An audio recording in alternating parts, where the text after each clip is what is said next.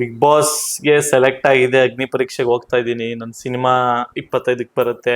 ನಾವು ಪ್ರೀತಿಸಿರೋ ಹುಡುಗಿನ ಇನ್ನೊಬ್ಬ ಹುಡುಗನ ಜೊತೆ ಓಡಾಡತ್ತ ನೋಡೋಕೆ ಪ್ರಪಂಚದಲ್ಲಿ ಯಾವ ಹುಡುಗನು ಇಷ್ಟಪಡಲ್ಲ. ನಾನೇನು ಬಿಗ್ ಬಾಸ್ ಏನು ನಾವೇನು ರಿವೀಲ್ ಮಾಡಿ ನಾವೇನು ಬ್ಯಾನ್ ಆಗೋ ಮಟ್ಟಕ್ಕೆ ನಾವೇನು ಮಾಡ್ಲಿಲ್ಲ. Bigg Boss I am really sorry ಇದನ್ನ ಹೇಳ್ತಾ ಇರೋದಕ್ಕೆ. ಯಾವ್ದೋ ಒಂದೆರಡು ಫೋಟೋ ಲೀಕ್ ಆಗಿದೆ. ನಮ್ಮ ಅಮಿತ್ ಬ್ರೋ ಇದ್ದಾರೆ, ಅವರು ಕೂಡ ಕಾಮಿಡಿ ಕಿಲಾಡಿಗಳು ಇದ್ರ ಆರ್ಟಿಸ್ಟ್. ಅವರು ಬಿಗ್ ಬಾಸ್ ಮಾಡಿ ಹೀರೋ ಆಗ್ಬೇಕು ಅನ್ನೋದು, ಹೀರೋ ಆದ್ಮೇಲೆ ಬಿಗ್ ಬಾಸ್ ಆ ಲೆವೆಲ್ ನಾವ್ ಇಟ್ಟಿದೀವಿ ಬಿಗ್ ಬಾಸ್ ನ. ಪ್ರತಿಯೊಬ್ಬ ಮಿಡಲ್ ಕ್ಲಾಸ್ ಹುಡುಗರ ಲೈಫಲ್ಲೂ ಈ ತರ ಒಂದ್ ಕತೆ ಇದ್ದೇ ಇರುತ್ತೆ.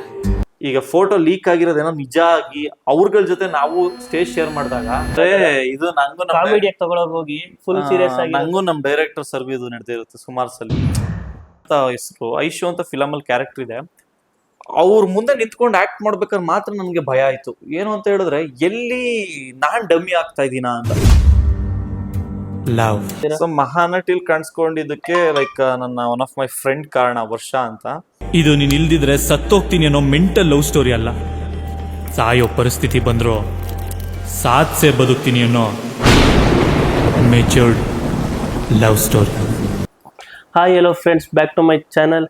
ಇನ್ನೂ ಯಾರು ನನ್ನ ಚಾನಲ್ ಸಬ್ಸ್ಕ್ರೈಬ್ ಮಾಡ್ಕೊಂಡಿಲ್ಲ, ಬೇಗ ಸಬ್ಸ್ಕ್ರೈಬ್ ಮಾಡ್ಕೊಳ್ಳಿ. ನಮ್ಮ ಜೊತೆ ಇದ್ದಾರೆ ಮನೀಶ್ ಬ್ರೋ. ಸೊ ಅವರ ಬಗ್ಗೆ ಪರಿಚಯ ಮಾಡ್ಕೊಳ್ಳೋಣ. ಬ್ರೋ, ನಿಮ್ಮ ಬಗ್ಗೆ ಪರಿಚಯ ಮಾಡಿ, ನೀವು ಯಾವ ಊರು, ಸೊ ಈಗ ಎಲ್ಲಿದ್ದೀರಾ ಅದ್ರ ಬಗ್ಗೆ. ಎಲ್ರಿಗೂ ನಮಸ್ಕಾರ. ನನ್ನ ಹೆಸರು ಮನೀಶ್ ಅಂತ. ಸೊ ನನ್ನ ಮೂಲ ಬಂದು ಮಳವಳ್ಳಿ ತಾಲೂಕ್, ಮಂಡ್ಯ ಜಿಲ್ಲೆ, ಚುಟ್ಟನಹಳ್ಳಿ ಗ್ರಾಮ. ನಮ್ಮ ತಂದೆಯವರೆಲ್ಲ ರೈತಾಪಿ ಕುಟುಂಬದವರು. ನಾನು ಈ ಒಂದು 2-3 ವರ್ಷದಿಂದ ಬೆಂಗಳೂರಿಗೆ ಬರ್ತೀನಿ. ಬೆಂಗಳೂರಿಗೆ ಬಂದು 1 by 1 ಸ್ಟೆಪ್ ಬೈ ಸ್ಟೆಪ್ ಅಂತ ಏನು ಹೇಳ್ತೀವಿ, ಒಂದು ಯೂಟ್ಯೂಬ್ ಚಾನಲ್, ಅದಾದ್ಮೇಲೆ ಸೀರಿಯಲ್ಸ್, ಇನ್ಸ್ಟಾಗ್ರಾಮ್, ರಿಯಾಲಿಟಿ ಶೋ, ಇವತ್ತು ಸಿನಿಮಾ ಮಾಡಿ ಸಿನಿಮಾ ರಿಲೀಸ್ ಡೇಟ್ ಕೂಡ ಅನೌನ್ಸ್ ಮಾಡಿದ್ದೀವಿ. ನಮ್ಮ matured love story cinema September 25ನೇ ತಾರೀಕು ರಿಲೀಸ್ ಆಗ್ತಾ ಇದೆ. ಸೊ ನೋಡಿ, ಸಪೋರ್ಟ್ ಮಾಡಿ, ಎಲ್ರಿಗೂ ಆಶೀರ್ವಾದ ಮಾಡಿ. ಸರ್, ಈಗ ನಿಮಗೆ ಸಿನಿಮಾ ಮಾಡಬೇಕು ಅಂತ ಯಾರು ಇನ್ಸ್ಪಿರೇಷನ್, ಯಾರು ನಿಮಗೆ? ಸಿನಿಮಾ ಮಾಡೋಕ್ಕೆ ಇನ್ಸ್ಪಿರೇಷನ್ ಅನ್ನೋದಕ್ಕಿಂತ ಸಿನಿಮಾ ಲೈಕ್ ವೇನೇ ನಂದು ಡಿಫ್ರೆಂಟ್ ಸ್ಟೋರಿ. ಅಂದರೆ ನಾನು ಅನ್ಕೊಂಡಿರಲಿಲ್ಲ ನಾನು ಸಿನಿಮಾ ಮಾಡಬೇಕು, ಅಥವಾ ಆ ಚಿಕ್ಕ ವಯಸ್ಸಲ್ಲಿ ಇತ್ತು ಒಂದು ಟೈಮ್ ನಾನು ಹೀರೋ ಆಗಬೇಕು ಅದು ಇದು ಅಂತಲ್ಲ.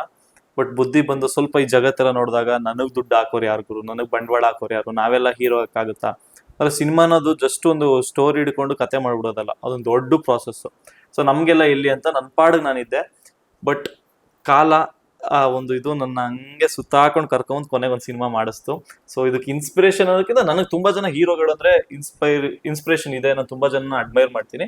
ಬಟ್ ಸಿನಿಮಾ ಮಾಡೋದಕ್ಕೆ ಪರ್ಟಿಕ್ಯುಲರ್ ಆಗಿ ಅಂತ ಯಾರೂ ಇಲ್ಲ. ಸೊ ನೀವು ಕಿರು ಥರ ಎಲ್ಲ ಕಾಣಿಸ್ಕೊಂಡಿದ್ದೀರಾ.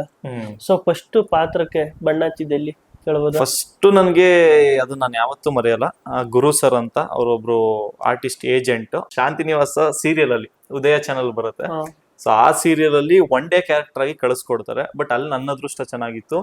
ಲೈಕ್ ನನಗೆ ಆಲ್ಮೋಸ್ಟ್ 1.5 ತಿಂಗಳು 2 ತಿಂಗಳು ಆ ಸೀರಿಯಲ್ ಅಲ್ಲಿ ಇರ್ತೀನಿ, ನಾನು ವರ್ಕ್ ಮಾಡ್ತೀನಿ. ಸೊ ತುಂಬಾ ಖುಷಿ ಆಗುತ್ತೆ. ಅಲ್ಲಿಂದ ಸ್ಟಾರ್ಟ್ ಆಗುತ್ತೆ ನಂದು ಸೀರಿಯಲ್ ಜರ್ನಿ. ಮಹಾನಟಿಲ್ ಕಾಣಿಸ್ಕೊಂಡಿದ್ದೀರಾ, ಸೊ ಅದ್ರ ಬಗ್ಗೆ ಏನ್ ಹೇಳ್ತೀರಾ? ಸೊ ಮಹಾನಟಿಲ್ ಕಾಣಿಸ್ಕೊಂಡಿದ್ದಕ್ಕೆ ಲೈಕ್ ನನ್ನ ಒನ್ ಆಫ್ ಮೈ ಫ್ರೆಂಡ್ ಕಾರಣ, ವರ್ಷ ಅಂತ. ಸೊ ಅವರು ಆಲ್ರೆಡಿ ಅಂದ್ರೆ ಈಗ ರನ್ನರ್ ಅಪ್ ಆಗಿದ್ದಾರೆ, ವರ್ಷ ದಿಗ್ಗಜ ಅಂತ. ಅವರು ಅಲ್ಲಿ ಸೆಲೆಕ್ಟ್ ಆಗಿ ಮಾಡ್ಬೇಕಾದ್ರೆ ಸೊ ಜನರಲ್ ಆಗಿ ಅಲ್ಲಿ ಕೇಳಿರ್ತಾರೆ, ನಿಮ್ಮ ಫ್ರೆಂಡ್ಸ್ ಯಾರಾದ್ರು ಈ ತರ ಕೋ ಆರ್ಟಿಸ್ಟ್ ಆಗಿ ಆಕ್ಟ್ ಮಾಡಕ್ಕೆ ಯಾರಾದ್ರು ಇದ್ರೆ ನಮ್ಗೆ ರೆಫರ್ ಮಾಡಿ ಅಂತ. ಸೊ ಆಗ ನಾನು ಪ್ರೊಫೈಲ್ ಶೇರ್ ಮಾಡಿದಾಗ ಸೊ ಅಲ್ಲಿ ನಾನು ಸೆಲೆಕ್ಟ್ ಆಗ್ತೀನಿ. ಅದಾದ್ಮೇಲೆ ಒಳ್ಳೊಳ್ಳೆ ಸ್ಕ್ರಿಪ್ಟ್ ಸಿಗುತ್ತೆ, ಅಲ್ಲೂ ಕೂಡ ಒಂದು 3-4 ಎಪಿಸೋಡ್ ಮಾಡ್ತೀನಿ. ಸೊ ಅದು ಒಂಥರ ನನ್ನ ಕರ್ಕೊಂಡೋಗ್ಬಿಟ್ಟಿದ್ದು. ನಾನು ಇಲ್ಲಿ ಯಾವ್ದನ್ನು ನಾನು ಏನೋ ಕಷ್ಟಪಟ್ಟು ನಾನು ಓದೆ ಅನ್ನೋದಕ್ಕಿಂತ ಆ ಒಂದು ಟೈಮ್ ನನ್ನನ್ನು ಅಲ್ಲಿ ಕರ್ಕೊಂಡೋಗ್ಬಿಡ್ತು. ಅದನ್ನ ನಾನು ಎಲ್ಲೂ ವೇಸ್ಟ್ ಮಾಡ್ಕೊಳ್ಳಿಲ್ಲ. ಎಲ್ಲಾನು ಏನಂತೀವಿ, ಬೆರಳು ತೋರ್ಸಿದ್ರೆ ಹಸ್ತನ ನುಂಗ್ಬೇಕು ಅಂತಾರಲ್ಲ, ಆ ತರ ಮಾಡಿದ್ವಿ. ಸೊ ಈಗ ನೀವು ಮೆಚೂರ್ ಲವ್ ಸ್ಟೋರಿ ಅಂತ ಫಿಲಮ್ ಮಾಡಿದ್ದೀರಾ. ಸೊ ಆ ಥರ ನಿಮ್ಮ ಹೀರೋ ಈ ಪಾತ್ರ ಇದೆಯಲ್ಲ, ಅದು ಯಾವ ತರ ಇದೆ? ಸೊ ರಗಡ್ ಆಗಿದೆಯಾ? ಲವ್ ಸ್ಟೋರಿ ಪಾತ್ರ ಹೇಗೆ ಅಂದ್ರೆ, ಇದು ರಗಡ್ ಸಾಫ್ಟ್ ಅನ್ನೋದಕ್ಕಿಂತ ಪ್ರತಿಯೊಬ್ಬ ಮಿಡಲ್ ಕ್ಲಾಸ್ ಹುಡುಗನ್ಗೆ ಎಲ್ಲಾರು ಒಂದ್ ಕಡೆ ನನ್ನೇ ನೋಡ್ದಂಗ ಆಗ್ತಾ ಇದೆಯಲ್ಲ, ಇದು ನಂದೇ ಸ್ಟೋರಿ ಅನ್ನಿಸ್ತಾ ಇದೆಯಲ್ಲ ಅಂತ ಅನ್ಸುತ್ತೆ. ಏನಕ್ಕೆ ಅಂತ ಹೇಳಿದ್ರೆ, ಯಾವುದೊಂದು ಚಿಕ್ಕ ವಿಷಯಕ್ಕೆ ಅಪ್ಪ ಅಮ್ಮನ ಜೊತೆ ಜಗಳ ಮಾಡ್ಕೊಂಡಿರ್ತೀವಿ, ಇದು ಎಲ್ಲರ ಲೈಫಲ್ಲೂ ನಡೆಯೋದೆ. ಅಥವಾ ತುಂಬಾ ಒಂದು ಒಳ್ಳೆ ಫ್ರೆಂಡ್ಸ್ ಬಾಂಡಿಂಗ್ ಇರುತ್ತೆ. ಅವ್ನಿಗೆ ಏನೇ ಇದ್ರು ನನ್ಗೋಸ್ಕರ ನಂದು ಅನ್ನೋದು ಒಂದು ಸ್ವಾಭಿಮಾನ ಇರುತ್ತೆ. ಅದಕ್ಕೆ ಅವ್ನು ಎಷ್ಟು ಕಷ್ಟಪಡೋಕ್ಕಾದ್ರೂ ರೆಡಿ ಇರ್ತಾನೆ. ಆಮೇಲೆ ಅವ್ರು ಪ್ರೀತಿಸೋರ್ನ ಅವ್ನು ಎಲ್ಲೂ ಬಿಟ್ಕೊಡಲ್ಲ. ಈ ತರ ಒಂದು ಕ್ಯಾರೆಕ್ಟರ್ ಇಲ್ಲಿ. ಇದು ಒಂಥರ ಮಿಕ್ಸ್ಡ್ ಒಂದು ಎಮೋಷನ್ಸ್ ಇರೋ ಒಬ್ಬ ಕ್ಯಾರೆಕ್ಟರ್. ತುಂಬಾ ಹಾರ್ಶ್ ಇರ್ತಾನೆ, ಜೊತೆಗೆ ತುಂಬಾ ಮುಗ್ಧ, ಏನು ಗೊತ್ತೇ ಆಗದವರ ರೀತಿ ಒಂದಷ್ಟು ಕಡೆ ನಡ್ಕೋತಾನೆ, ಹಾಗೆ ಇರ್ತಾನೆ ಕೂಡ. ಅಂದ್ರೆ ಕನ್ಫ್ಯೂಸಿಂಗ್ ಕ್ಯಾರೆಕ್ಟರ್ ಅನ್ಕೊಳ್ಳಿ. ಒಟ್ನಲ್ಲಿ ನೀವ್ ಹೇಳ್ತಿರೋದ್ ನೋಡಿದ್ರೆ ಮಿಡಲ್ ಕ್ಲಾಸ್ ಹುಡುಗನ್ ಲೈಫ್ ಸ್ಟೋರಿ. ಪಕ್ಕ ಈಗ ನೋಡಿ ನಾಳೆ ಏನು ಅನ್ನೋದು ನಮ್ಗೆ ಇವತ್ತಿಗೂ ನಮ್ಗೆ ಗೊತ್ತಾಗಲ್ಲ. ಮಿಡಲ್ ಕ್ಲಾಸ್ ಹುಡುಗರಿಗೆ ಈ ಕಡೆ ಮನೆ ಪ್ರಾಬ್ಲಮ್ಮು, ಆ ಕಡೆ ಕೆರಿಯರ್ ಫೋಕಸ್ ಮಾಡ್ಬೇಕು, ಈ ಕಡೆ ಏನೋ ಒಂದು ಪ್ಯಾಷನ್ ಇರುತ್ತೆ, ಈ ಕಡೆ financial issues, in case love give ಮಾಡಿದ್ರೆ ಆ ಕಡೆ ಹುಡುಗಿ ಟಾರ್ಚರು. ಸೊ ಇದೆಲ್ಲ ಇದ್ದಾಗ ನಾವ್ ಏನ್ ಜೀವಿಸ್ತಾ ಇದೀವಿ ಅನ್ನೋದು ನಮ್ಗೆ ಡೌಟ್ ಇರುತ್ತೆ. ನಮ್ಮ ಫ್ರೆಂಡ್ಸ್ ಎಲ್ಲ ಕೇಳ್ತಾ ಇರ್ತೀನಿ, ಮಗ ಜೀವನ ಹೆಂಗಿದೆ ಅಂದ್ರೆ ಏನು ಗೊತ್ತಾಗ್ತಿಲ್ಲ ಕಣೋ, ಬೆಳಗ್ಗೆ ಎದ್ದೇಳ್ತಾ ಇದೀವಿ, ಮಲಗ್ತಾ ಇದೀವಿ, ಊಟ ಮಾಡ್ತಾ ಇದೀವಿ, ಎದ್ದೋಗ್ತಾ ಇದೀವಿ.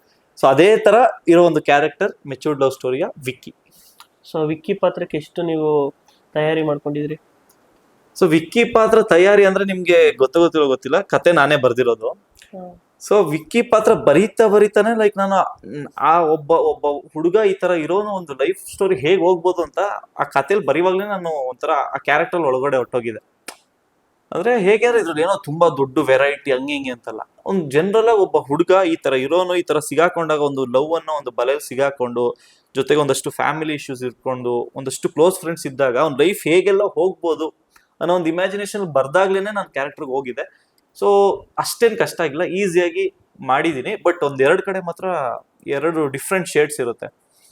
ಒಂದ್ ಕಡೆ ನೀವು ಕಾಲೇಜ್ ಮಾಡ್ಬೇಕಾಗಿರುತ್ತೆ, ಇನ್ನೊಂದ್ ಕಡೆ ಫುಲ್ ರಗಡ್ ಆಗಿ ಫುಲ್ ದಾಡಿ ಗಿಡಿ ಎಲ್ಲ ಬಿಟ್ಕೊಂಡು ಒಂದು 27-28 ಇಯರ್ಸ್ ತರ ಕಾಣ್ಬೇಕಾಗಿರುತ್ತೆ. ಸೊ ಅಲ್ಲಿ ಸ್ವಲ್ಪ ಡಿಫ್ರೆನ್ಸ್ ಆಯ್ತು, ಸ್ವಲ್ಪ ಕಷ್ಟಪಟ್ಟಿದ್ದೀನಿ. ಬಟ್ ಅದನ್ನ ಕಷ್ಟಪಟ್ಟೆ ಅನ್ನೋದಕ್ಕಿಂತ ಫಸ್ಟ್ ಫಿಲಮ್ಗೋಸ್ಕರ ನನ್ನ ಡೆಡಿಕೇಶನ್ ಅಷ್ಟೇ. ಅದು ಸೀರಿಯಸ್. ತಂಡದಲ್ಲಿರೋ ಹೆಸರುಗಳು ಹೇಳ್ಬೋದಾ, ಯಾರು ಆಕ್ಟ್ ಮಾಡಿದ್ದಾರೆ?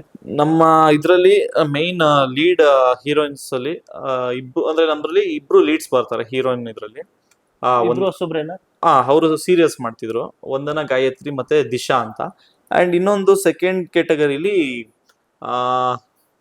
ನಿತ್ಯಶ್ರೀ ಹಾಗೆ ಸಹನಾ ಅಂತ ಇಬ್ರು ಬರ್ತಾರೆ. ಸೊ ಅವ್ರು 4 ಜನ ಆಗ್ತಾರೆ ಮೈನ್ ಇದ್ರಲ್ಲಿ.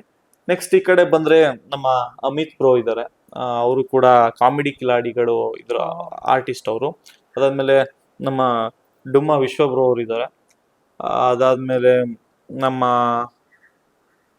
ರೂಮ್ ಮೇಟ್ಸ್ ಅಂತ ಒಂದು ವೆಬ್ ಸೀರೀಸ್ ಬಂತು ಜಿಯಲ್ಲಿ, ಅದರಲ್ಲಿ ಗಣಿ ಕ್ಯಾರೆಕ್ಟರ್ ಅಂತ ಮಾಡಿದ್ದಾನೆ ಅಭಿ ಅಂತ, ಒಂದು ವೇಸ್ಟ್ ಫೆಲೋ ಅಂತ ಕೂಡ ಯೂಟ್ಯೂಬ್ ಬಂದಿದೆ, ಅವನಿದ್ದಾನೆ. ನಮ್ಮ ಹಾಸನ್ ಮೈನ್ ವಿಲನ್ ಮಂಜಣ್ಣ ಅಂತ ಇದ್ದಾರೆ, ಮಂಜು ಅಂತ. ಅದಾದ್ಮೇಲೆ ನಮ್ಮ ಮೈಸೂರವರು ಒಬ್ರು ಮೈನ್ ವಿಲನ್ ಇದ್ದಾರೆ, ಅವರು ಹೆಸರು ನನಗೆ ಗೊತ್ತಾಗ್ತಾ ಇಲ್ಲ. ಸುಮಾರು ಜನ ಈ ತರ ತುಂಬಾ ಜನ ಇದ್ದಾರೆ, ನಾಗೇಂದ್ರ ಸರ್ ಇದ್ದಾರೆ. ಸೊ ಖುಷಿ ಆಗುತ್ತೆ ಇವರೆಲ್ಲರೂ ನೋಡಿದಾಗ. ನೀವು ಶೂಟಿಂಗ್ ಮಾಡ್ಬೇಕಾದ್ರೆ ಯಾವ್ದು ಸವಾಲ್ ಅನ್ಸಿಲ್ವಾ ಈ ಪಾತ್ರ ಮಾಡ್ಬೇಕಾದ್ರೆ? ಅಯ್ಯೋ ಇದೇನ್ ಈ ತರ ಐತೆ.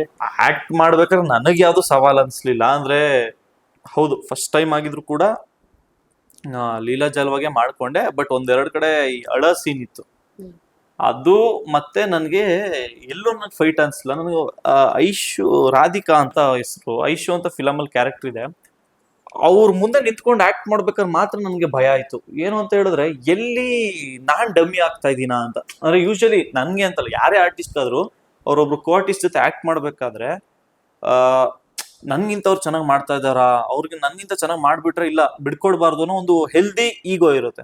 ಸೊ ಅದೇ ತರ ನನ್ಗೆ ಯಾರ ಮುಂದೆನೂ ಫೀಲ್ ಆಗಿಲ್ಲ, ಎಲ್ರ ಮುಂದೆ ನಾನು ಚೆನ್ನಾಗಿ ಮಾಡ್ತಾ ಅಂತ ಇತ್ತು. ಬಟ್ ಆ ರಾಧಿಕಾ ಐಶು ಅನ್ನೋ ಕ್ಯಾರೆಕ್ಟರ್ ಮಾತ್ರ ತುಂಬಾ ಚೆನ್ನಾಗಿ ಮಾಡಿದ್ರು. ಅಂಡ್ ಅವ್ರಿಗೆ ಒಂದೇನಾದ್ರು ಒಂದು ಒಳ್ಳೇದಾಗ್ಬೇಕಷ್ಟೇ, ಅಲ್ಲೊಂದ್ ಕಡೆ ಬಿಟ್ರೆ ಎಲ್ಲೂ ನಂಗೆ ಭಯ ಆಗ್ಲಿಲ್ಲ. ಅವ್ರ ಮುಂದೆ ಮಾಡ್ಬೇಕಾದ್ರೆ ಮಾತ್ರ ಅವ್ರು ಹೊಸಬ್ರೆ, ಬಟ್ ಅವ್ರ ಮುಂದೆ ಮಾಡ್ಬೇಕಾದ್ರೆ ಒಂಚೂರು ಭಯ ಇತ್ತು. ಬಟ್ ಚಿತ್ರೀಕರಣ ಸಮಯದಲ್ಲಿ ಕೆಲವರು, ಯಾಕಂದ್ರೆ ಹೊಸಬ್ರು ಅಂದ್ರೆ ನೋಡಿದೀವಿ, ಎಷ್ಟೋ ಜನ ಅರ್ಧಕ್ಕೆ ನಿಲ್ಸ್ಬಿಡ್ತಾರೆ ಸಿನಿಮಾಗಳನ್ನ. ಸೊ ಅಂತ ಟೈಮಲ್ಲಿ ನೀವು ಫುಲ್ ಕಂಪ್ಲೀಟ್ ಮಾಡಿದೀರಾ, ಥಿಯೇಟರ್ ಬರ್ತೈತೆ ಸಿನಿಮಾ, ಇದ್ರ ಬಗ್ಗೆ ಏನ್ ಹೇಳಕ್ ಇಷ್ಟಪಡ್ತೀರಾ? ಯಾಕಂದ್ರೆ ನಿಮ್ಮ ಸರೌಂಡಿಂಗು, ನೀವು ಮಾಡಿರೋ ಸಿನಿಮಾದ ಪ್ರತಿಯೊಬ್ರು DOP ಆಗಿರ್ಬೋದು, ಕ್ಯಾಮ್ರಾಮನ್ ಆಗಿರ್ಬೋದು, ಅಸಿಸ್ಟೆಂಟ್ ಡೈರೆಕ್ಟರ್ ಇರ್ಬೋದು, ಪ್ರೊಡ್ಯೂಸರು, ಮೇನ್ ಇರೋರೇ ಪ್ರೊಡ್ಯೂಸರು. ಕೆಲವು ಪ್ರೊಡ್ಯೂಸರ್ ಹೆಂಗೆ ಮಾಡ್ತಿರ್ತಾರೆ, ಯಾರೋ ಏನೋ ಹೇಳಿದ್ರು ಅಂತ ಮಧ್ಯಕ್ಕೆ ನಿಲ್ಸ್ಬಿಡ್ತಾರೆ. ಸೊ ಆ ತರ ಆಗ್ಬಿಟ್ಟಿದೆ ಕನ್ನಡ ಸಿನಿಮಾ ಇಂಡಸ್ಟ್ರಿ. ಸೊ ಈಗ ಪ್ರೆಸೆಂಟ್ ಅಲ್ಲಿ ಏನ್ ಗೊತ್ತಾ, ಕನ್ನಡ ಇಂಡಸ್ಟ್ರಿ ಆಗೋಗಿದೆ. ಹೌದು ನಿಜ. ಈಗ ನಾನು ತುಂಬಾ ಜನ ಕೇಳಿದೀನಿ, ಹಿಂಗ್ ಹೇಳಿದ್ರೆ ಅವ್ರ ಹತ್ರ ದುಡ್ಡು ತುಂಬಾ ಇರುತ್ತೆ, ಸಿನಿಮಾ ಆದ್ರೆ ಬೇಡ. ಏನಕ್ಕೆ ಅಂದ್ರೆ ಎಲ್ಲೂ ಮೋಸ. ಈಗ ನಿಮ್ಗೆ ಈಗ ನಾವೊಂದು ಇಂಟರ್ವ್ಯೂ ಮಾಡ್ತಾ ಇದೀವಿ, ಇದಕ್ಕೆ ನೀವು ಬಂದು ಹೋಗೋದು ನಿಮ್ ಸರ್ವಿಸ್ ಚಾರ್ಜ್ ಒಂದ್ 3,000 ರೂಪಾಯಿ ಅಂದ್ರೆ ಖುಷಿಯಾಗಿ ಕೊಡ್ಬೋದು. ಅದೇ ನೀವು 10,000 ಹೇಳ್ತೀರಾ, ನೀವು 10,000 ಓಕೆ 10,000ನೇ ಕೊಡೋಣ. ಬಟ್ ನಮ್ಗ್ ಲೆಕ್ಕ ಎಷ್ಟು ಬರ್ದಿರ್ತಾರೆ, 20,000 ಬರ್ದಿರ್ತಾರೆ. ಆತರ ಮಾಡಿ ಬೇಜಾರಾಗ್ಬಿಟ್ಟಿರುತ್ತೆ. ಮೋಸ ಹೋಗೋದು ಎಷ್ಟು ಸಲಿ ಅಂತ ಮೋಸ ಹೋಗ್ತಾರೆ. ಒಂದಲ್ಲ ಒಂದಿನ ಗೊತ್ತಾಗುತ್ತೆ ನಾನು ಮೋಸ ಹೋಗ್ತಾ ಇದೀನಿ, ಬೇಜಾರಾಗಿರುತ್ತೆ ಅದು. ಸೊ ಅದ್ರಿಂದ ಎಷ್ಟೋ ಜನ ಇವತ್ತು ದುಡ್ಡಾಗಕ್ಕೆ ರೆಡಿ ಇಲ್ಲ ಸಿನಿಮಾ ಇದ್ರಲ್ಲಿ. ಬಟ್ ನನ್ಗೆ ನನ್ನ ಅದೃಷ್ಟ, ಸಿನಿಮಾ ಒಂದ್ ಟೈಮಲ್ಲಿ ಅರ್ಧಕ್ಕೆ ನಿಂತೋಗಿರುತ್ತೆ. ನಾವು ಕಷ್ಟಪಟ್ಟು ಏನೋ ಸ್ಟಾರ್ಟ್ ಮಾಡಿರ್ತೀವಿ, ಒಬ್ರು ಪ್ರೊಡ್ಯೂಸರ್ ಮೋಸ ಮಾಡ್ಬಿಟ್ಟು ಅದಾದ್ಮೇಲೆ ನಿಂತೋಗಿರುತ್ತೆ. ಬೇರೆ ವರ್ಕ್ ಮಾಡ್ತಾ ಇರ್ತೀನಿ, ಒಂದು ಹಠದಲ್ಲಿ ಏನೋ ನಂಬಿಕೆಯಲ್ಲಿ ಮಾಡ್ತಾ ಇರ್ತೀನಿ. ಅದೇ ನಂಬಿಕೆಯಲ್ಲಿ ನನ್ನ ಅದೃಷ್ಟಕ್ಕೆ ನಮ್ಮ ಮನೋಹರ್ ಅವ್ರು ಸಿಗ್ತಾರೆ ಪ್ರೊಡ್ಯೂಸರು. ಸೊ ಅವ್ರು ಸಿಕ್ಕಿದ್ಮೇಲೆ ಮತ್ತೆ ಸಿನಿಮಾ ಟೇಕ್ ಆಫ್ ಆಗುತ್ತೆ. ಅಂಡ್ ಅದ್ರ ಜೊತೆಗೆ ನಮ್ಮ ಡೈರೆಕ್ಟರ್ ರಘುವಣ ಅವ್ರಾಗಿರ್ಬೋದು, ನಮ್ಮ DOP ಸಮರ್ ಸರ್ ಆಗಿರ್ಬೋದು. ಸೊ ಎಲ್ಲರೂ ನನ್ನ ಹತ್ರ ದುಡ್ಡಿಲ್ಲ ಅಂದ್ರೂ ಕೂಡ ಏನು ಶ್ರಮ ಕೆಲಸ ಮಾಡಬೇಕಿತ್ತು, ನಾನು ಹಣ ಇವತ್ತಿಲ್ಲ ಇನ್ನೊಂದ್ 2 ದಿನ ಬಿಟ್ಕೊಂಡು ಕೊಡ್ತೀನಿ ಅಂದಾಗಲೂ ಕೂಡ ಯಾವುದೇ ರೀತಿಯ ಅಪೋಸ್ ಮಾಡದೆ, ಕಂಡೀಷನ್ಸ್ ಹಾಕದೆ ಅಷ್ಟು ಅಚ್ಚುಕಟ್ಟಾಗಿ ಮಾಡಿಕೊಟ್ರು. ಸೊ ಅದೊಂದ್ ಕಡೆ ಖುಷಿ ಇದೆ. ಅಂಡ್ A to Z ಜವಾಬ್ದಾರಿ ಹೊತ್ತಿದೆ ಬ್ರೋ. ಈಗ ಹೀರೋ ಅಂದಿದ ತಕ್ಷಣ ಬರ್ತೀವಿ, ರೆಡಿ ಆಗ್ತೀವಿ, ಕೂರ್ತೀವಿ ಅಲ್ಲ. A to Z ಒಬ್ಬ ಆರ್ಟಿಸ್ಟ್ ಕರ್ಸೋದ್ರಿಂದ ಹಿಡಿದು, ಒಂದು ಸೆಟ್ ರೆಡಿ ಆಗೋದ್ರಿಂದ ಹಿಡಿದು, ಯೂನಿಟ್ ಏನು ನೋಡ್ಕೊಳ್ಳೋದ್ರಿಂದ ಹಿಡಿದು, ಈ ಕಡೆ ಪ್ರೊಡಕ್ಷನ್ ಎಕ್ಸಿಕ್ಯೂಟಿವ್ ಪ್ರೊಡ್ಯೂಸರ್ ಏನ್ ಕೆಲಸ ಇರುತ್ತೆ, ಪ್ರೊಡಕ್ಷನ್ ಮ್ಯಾನೇಜರ್ ಏನ್ ಕೆಲಸ, ಪ್ರತಿ ಒಂದ್ರಲ್ಲೂ ಇನ್ವಾಲ್ವ್ ಆಗ್ತಿದ್ವಿ. ಸೊ ಅದು ನನಗೆ ಸಿನಿಮಾ ಕಂಪ್ಲೀಟ್ ಆಯ್ತು ಅನ್ನೋದಕ್ಕಿಂತ ಎಲ್ಲರೂ ನಂಬಿಕೆ ಉಳಿಸ್ಕೊಳಕ್ ನಂಗೆ ಈಸಿ ಆಯ್ತು. ಪ್ರೊಡ್ಯೂಸರ್ಗೆ ನೀವು A to Z ಟ್ರಾನ್ಸ್ಪರೆಂಟ್ ಎಲ್ಲ ಕೊಡ್ತಾ ಇದ್ದೀರಾ, ಪ್ರತಿಯೊಬ್ರು ಆರ್ಟಿಸ್ಟ್ಗೂ ಏನ್ ನಡೀತಾ ಇದೆ ಎಲ್ಲ ಗೊತ್ತಾಗ್ತಿದೆ.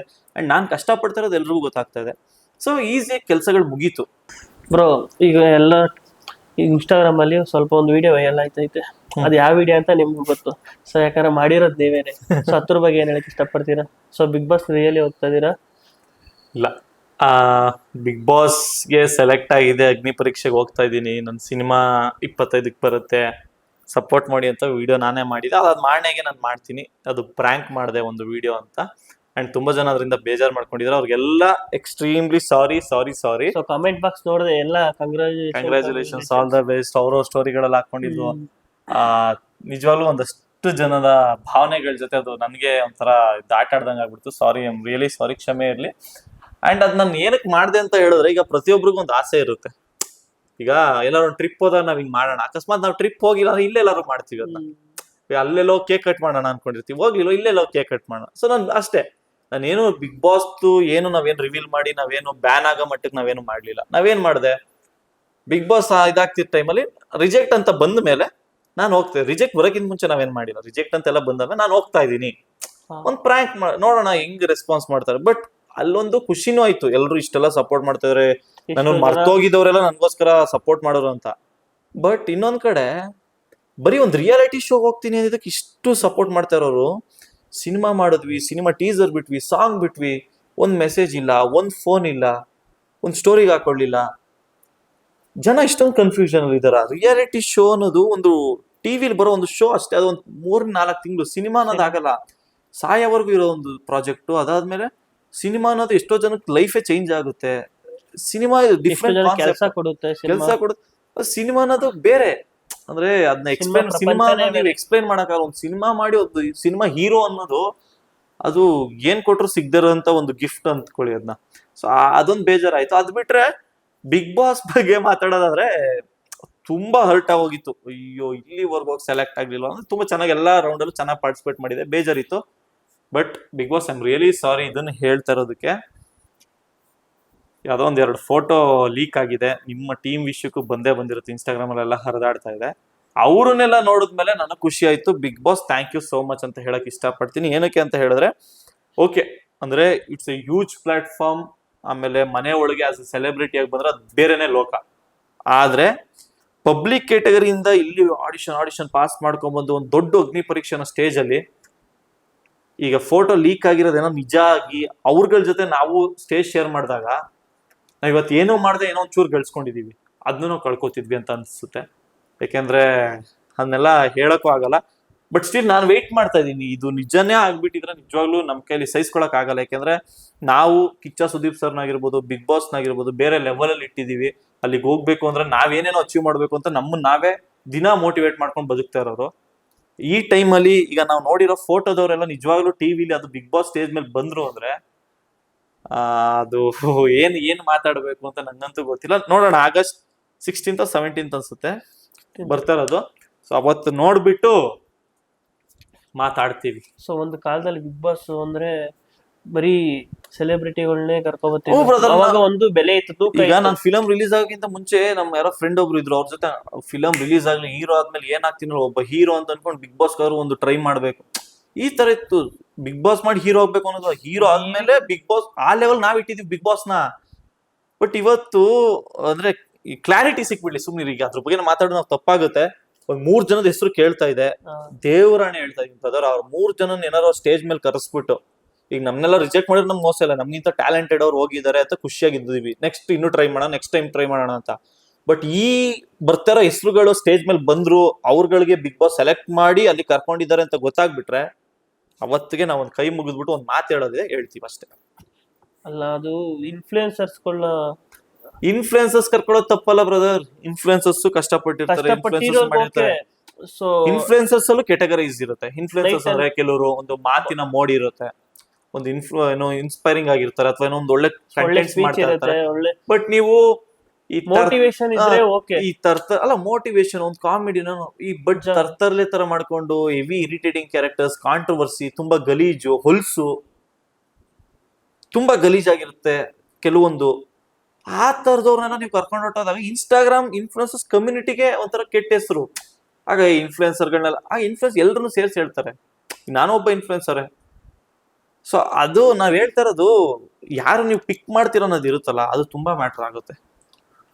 ಸೊ ಆದ್ರೂ ಅಂತ ಇನ್ಫ್ಲೂಯೆನ್ಸರ್ಗಳು ಅಂದ್ರೆ ಈಗ ಹೆಂಗ್ ಹೇಳ್ಬೇಕು ಅಂದ್ರೆ ಇನ್ಸ್ಟಾಗ್ರಾಮ್ ಅಲ್ಲಿ ಇನ್ಫ್ಲೂಯೆನ್ಸರೇ ಒಂಥರ ಯುಗ ಆಗ್ಬಿಟ್ಟೈತೆ ಈಗ.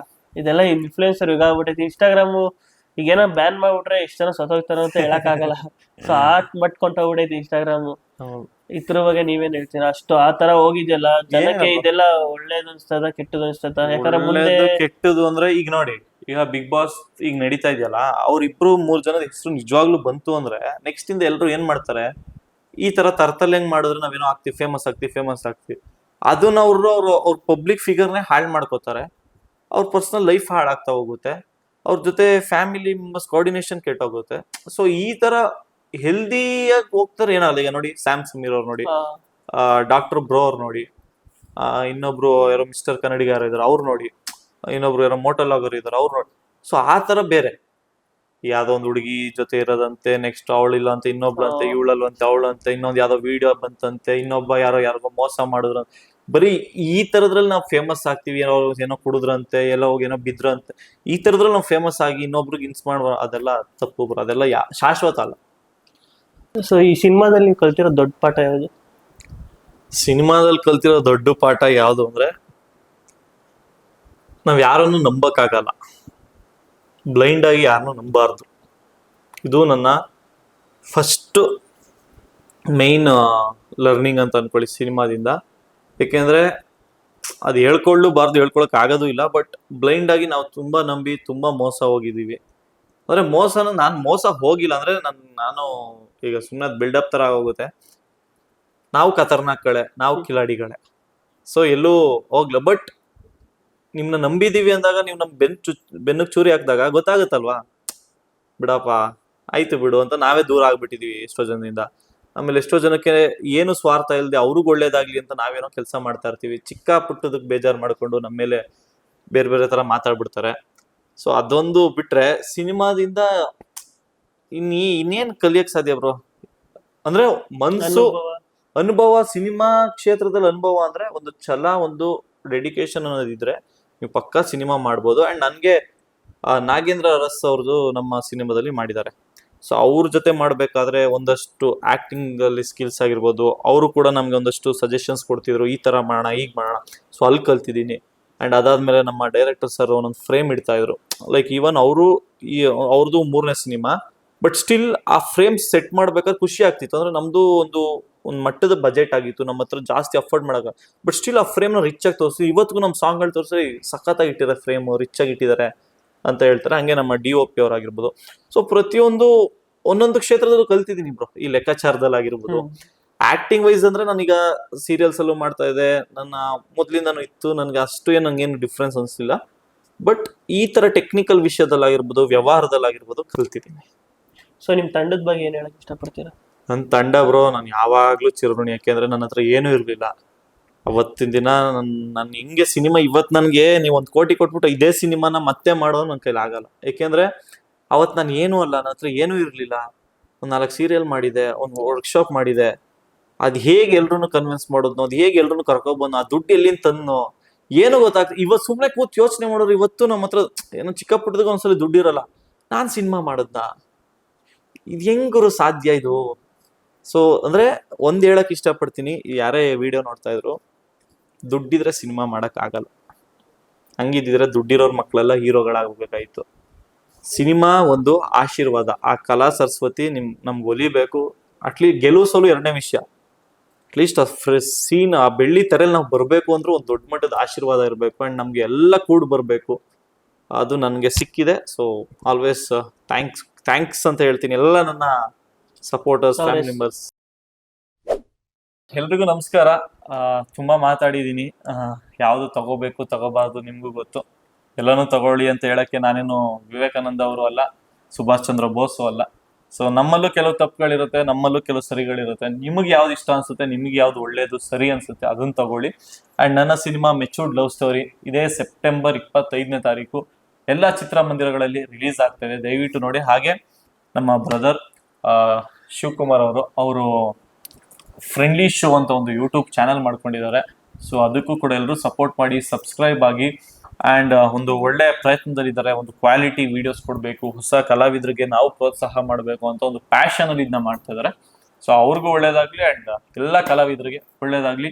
ಕನ್ನಡ ಸಿನಿಮಾಗಳಿಗೆ ಒಳ್ಳೇದು ಮಾಡಿ, ಕನ್ನಡ ಸಿನಿಮಾ ಕಲಾವಿದರನ್ನ ಉಳಿಸಿ ಬೆಳೆಸಿ. Thank you so much.